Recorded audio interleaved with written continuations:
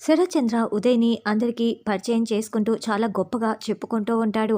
తర్వాత అపూర్వ దగ్గరికి ఒకతను వచ్చి, "మేడం మీరు చెప్పినట్లే మొత్తం అరేంజ్ చేశాను మేడం.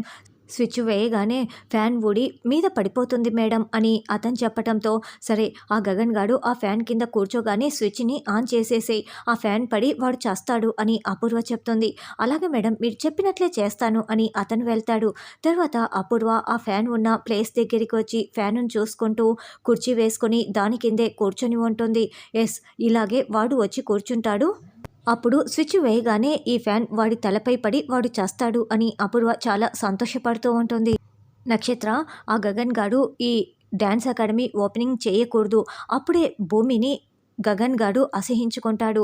అదే నువ్వు కూడా కోరుకుంటున్నావు కదా అని అపూర్వ అంటే, అంతే కదా మమ్మీ, భూమిని అసహించుకోవడమే కదా నాకు కూడా కావాలి అని నక్షత్ర అంటుంది. అయితే ఆ గగన్ గాడు అదిగో అక్కడున్న కుర్చీలో కూర్చునేలా నువ్వే చెయ్యాలి అని అపూర్వ అంటే, అసలు ఈ డ్యాన్స్ అకాడమీ ఓపెనింగ్ గగన్ బావ చేతుల మీదుగా జరగకపోవటానికి, బావ ఆ కుర్చీలో కూర్చోటానికి ఏంటి మమ్మీ సంబంధం అని నక్షత్ర అంటుంది. చూడు నక్షత్ర, నువ్వు కూడా ఏదో ఒక కారణం అడిగి తప్పించుకోవటానికే ప్రయత్నిస్తున్నావు. నీ వల్ల కాదని చెప్పొచ్చు కదా అని అపూర్వ అంటుంది. మమ్మీ, నువ్వు నన్ను ఈగోపై దెబ్బ కొడుతున్నావు. చూడు, నేను ఇప్పుడు బావని ఆ కుర్చీలో కూర్చునేలా చేయాలి. బావకి నేనంటేనే అసహ్యం. నన్ను పురుగును చూసినట్లు చూస్తూ ఉంటాడు. నేను ఎంత దగ్గరికి వెళ్తే బావ అంత దూరం వెళ్తూ ఉంటాడు. అలా జరుపుతూ జరుపుతూ బావ ఆ కుర్చీలో కూర్చునేలా చేస్తాను. అప్పుడు నువ్వు నన్ను మెచ్చుకుంటావు. చూస్తూ ఉండు అని నక్షత్ర చెప్తుంది. గగన్ పిల్లలతో కబుర్లు చెప్పుకుంటూ ఉంటే, "బావా, నేను శివతో మాట్లాడాను బావా. నువ్వు ఒక అనాథని చేరతీసి చదివిస్తున్నావు బావా. నీది ఎంత గొప్ప మనసో, అందుకే నువ్వంటే నేను పడి చస్తాను" అని నక్షత్ర చెప్తుంటే, "చూడు నక్షత్ర, ఇప్పుడు నీకు పెళ్ళైపోయింది. నా తమ్ముడి భార్యవి. ఇంకేం మాట్లాడకంటూ గగన్ వెళ్తాడు. గగన్ ఆ కుర్చీ దగ్గరికే వచ్చి అటు ఇటు తిరుగుతూ ఉంటాడు. ఏంటి ఇంకా ఆ గగన్ గాడు ఆ కుర్చీలో కూర్చోలేదు అని అపూర్వ నక్షత్ర వైపు చూస్తూ సైగ చేస్తూ ఉంటుంది. "మమ్మీ, నేనున్నాను కదా" అని నక్షత్ర అభయం ఇస్తూ ఉంటుంది. అప్పుడే గగన్ ఆ కుర్చీలో కూర్చొని చెర్రీకి ఫోన్ చేస్తూ ఉంటాడు. "రే చెర్రీ, నక్షత్ర యాక్యురేట్‌గా బిహేవ్ చేస్తుంది. కొంచెం కంట్రోల్‌లో పెట్టుకోవచ్చు కదా" అని చెప్పేసి ఫోన్ పెట్టేస్తాడు. సరిగ్గా అప్పుడే అపూర్వ వాడికి సైగ చేయటం, ఆ రౌడీ వెధవ వెంటనే ఫ్యాన్ స్విచ్ ఆన్ చేసేస్తాడు. ఫ్యాన్ తిరుగుతూ తిరుగుతూ కింద పడటానికి ఊడిపోతూ ఉంటుంది.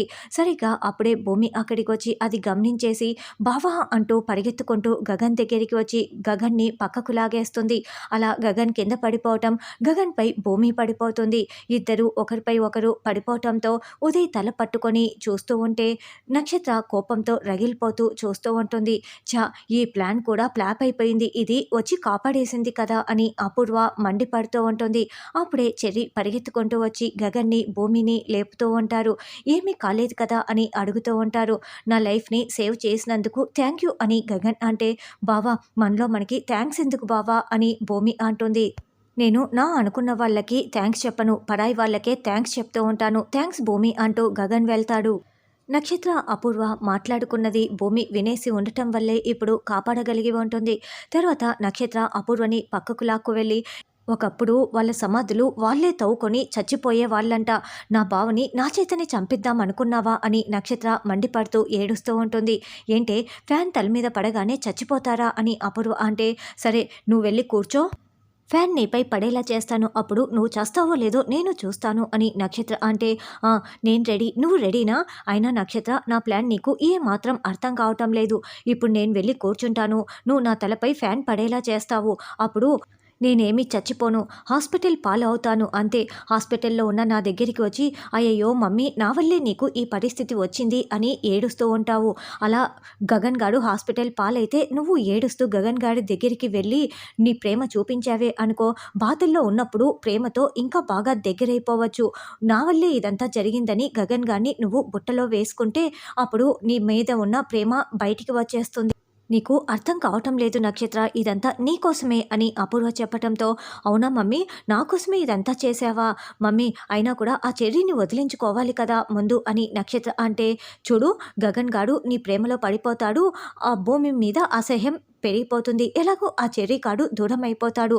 నువ్వే నా ప్లాన్ని చెడగొట్టావు అని అపూర్వ అంటే, మమ్మీ నువ్వు ఏమైనా చెయ్యి, నా కోసం చాలానే కష్టపడుతున్నావని నాకు అర్థమవుతోంది. కానీ నా లైఫ్‌ని రిస్క్‌లో పెట్టు మమ్మీ. అంతేకానీ బావ లైఫ్‌ని మాత్రం అస్సలు రిస్క్‌లో పెట్టొద్దు. బావకి ఏమైనా అయితే నేను అస్సలు తట్టుకోలేను మమ్మీ అని నక్షత్ర వెళ్తుంది. అబ్బా! కర్మ కర్మ అని అపూర్వ తల కొట్టుకుంటూ ఉంటుంది. తర్వాత కేపీ శారదా శారదా అంటూ కేకలు పెడుతూ లోపలికి రావటంతో, ఏంటి నేను ప్రాణాలతో ఉండటం మీకు ఇష్టం లేదా, మర్యాదగా వెళ్ళిపోతారా లేదా అని శారద అరుస్తూ ఉంటుంది. కాదు శారద, మన భవిష్యత్తు కోసమే వచ్చాను అని కేపీ ఎంత చెప్తున్నా కూడా శారద అస్సలు విడకుండా గొడవ పడుతూ ఉంటుంది. అప్పుడే రౌడీలు అపూర్వకి ఫోన్ చేసి, మేడం మేము ఇంటి బయటే ఉన్నాము, ఆ బొమ్మను తీసుకురావాలి అంతే కదా అని అడగటంతో, ఆ ఇంట్లో ఒకరుంటారు, దాని ప్రాణాలు తీసేసి ఇల్లంతా జల్లెడ పెట్టి బొమ్మను పట్టుకు వచ్చేసేయండి అని అపూర్వ ఫోన్ పెట్టేస్తుంది. లోపలికి రాగానే ఇక కేపీ శారద ఇద్దరు ఉండటంతో కేపీ ఎవరని నిలదీస్తూ ఉంటారు. ఇక్కడ ఒక్కరుంటారని వచ్చాము, మీ ఇద్దరిని చంపే మా పని పూర్తి చేసుకువెళ్తాము అని రౌడీలు అనడంతో ఇక కేపీ వాళ్ళని కొట్టడానికి ముందుకు వస్తాడు. వాళ్ళు కూడా ఏమాత్రం తగ్గకుండా శారద చెంప పగలగొట్టి కేపీ ప్రాణాలు తీస్తూ ఉంటారు. అయితే ఆ పెనుగులాటలో శారదని కిందికి తోసేయటంతో శారద తలకి గాయమవుతుంది. దాంతో కేపీకి చాలా కోపం వస్తుంది. వెంటనే అక్కడ ఉన్న వస్తువులను తీసుకొని వాళ్ళ తలలు పగలగొడుతూ ఉండటంతో వాళ్ళు పారిపోతారు. శారద శారద నీకేమీ కాలేదు కదా అని కేపీ అడగటంతో, ఆగండి, నన్ను ముట్టుకోకండి, అసలు మీ వల్లే ఇదంతా జరిగింది. మీరు ఈ ఇంటికి వచ్చారని ఆ శరత్చంద్రకి తెలిసిపోయింది. మీ కళ్ళ ముందరే నా ప్రాణాలు తీయమని పంపించాడు. అసలు మీరు కనుక వచ్చి ఉండకపోతే ఈ మాత్రం గాయం కూడా అయి ఉండేది కాదు. నేను చచ్చిపోతే నా పిల్లలు ఏమైపోవాలి, ముందు ఇక్కడి నుంచి వెళ్తారా లేదా, నా కంటికి కనిపించకండి అని గట్టిగా అరవటంతో కేపీ కుప్ప కూలిపోయి ఇక వెళ్ళిపోతాడు. ఏంటి భూమి, ఆ గగన్ గారిని బాగానే కాపాడుకున్నావే అని అపూర్వ అంటే, ఛీ నీకు అసలు బుద్ధి లేదా, నాతో ఛాలెంజ్లో గెలవటం కోసం బావ ప్రాణాలు తీయాలని చూస్తావా, నువ్వు మనిషివేనా అని భూమి తిడుతూ ఉంటుంది. చూడు, ఛాలెంజ్లో గెలవటం కోసం ఏమైనా చేస్తూ ఉంటాను, ప్రాణాల గురించి అస్సలు లెక్క చేయను అని అపూర్వ అంటుంది. అలాగైతే నేను ఎప్పుడూ నీ ప్రాణాలు తీసి ఉండేదాన్ని, నువ్వు చచ్చి ఇప్పటికీ చాలా రోజులు అయ్యి ఉండేది. నేనున్నంత వరకు నువ్వు గగన్ బావుని ఏమీ చేయలేవు అని భూమి వార్నింగ్ ఇస్తూ ఉంటుంది. చూడు భూమి, ఛాలెంజ్ కోసం నువ్వు చంపేస్తానన్న మాట మాట్లాడుతున్నావే, అది నీ వల్ల కాదు. చంపే దగ్గరికి వచ్చేసరికి నీ చేతులు ఆగిపోతాయి. అదే నా చేతులు అయితే చంపుతూ దానిని బాగా ఎంజాయ్మెంట్ నేను చేస్తూ ఉంటాను. ఇప్పుడు ఛాలెంజ్లో గెలవటం కోసం ప్రాణాలు తీస్తానన్న భయం నీలో మొదలైంది కదా, ఆ భయాన్ని అలాగే మేనేజ్ చేస్తూ ఉండు. నీ గగన్ బావ బతికిపోతాడని అపూర్వ వార్నింగ్ ఇచ్చి వెళ్తూ ఉంటే ఇదంతా చెర్రీ చాటుగా వింటూ ఉంటాడు.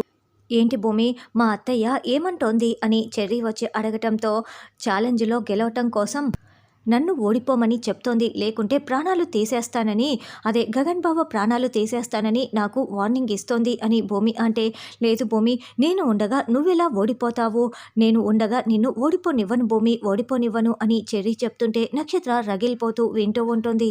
వినేసిన నక్షత్ర అపూర్వ దగ్గరికి వచ్చి చెప్పటంతో, ఓ అయితే ఆ భూమికి ఈ చెర్రీగాడు సహాయం చేస్తాడనమాట. అయితే ఆ చెర్రీకి ఏదో ఒక మాటలు చెప్పేసి భూమిని చెర్రీని వేరు చేసేసేయి, ఆ చెర్రీ గారిని ఇంటికి తీసుకువెళ్ళు నక్షత్ర అని అపూర్వ అంటుంది. లేదు మమ్మీ, నేను ఆ చెర్రీ గారిని ఇంటికి తీసుకువెళ్ళను, కానీ భూమికి సహాయం చేయకుండా చేస్తాను, చూస్తూ ఉండు అని నక్షత్ర చెప్తుంది. చెర్రీ, నీ చేతులే పని చేయకపోతే నువ్వు భూమికి ఎలా సహాయం చేస్తావు అని నక్షత్ర అనుకుంటూ ఏదో కుట్ర చేస్తూ ఉంటుంది.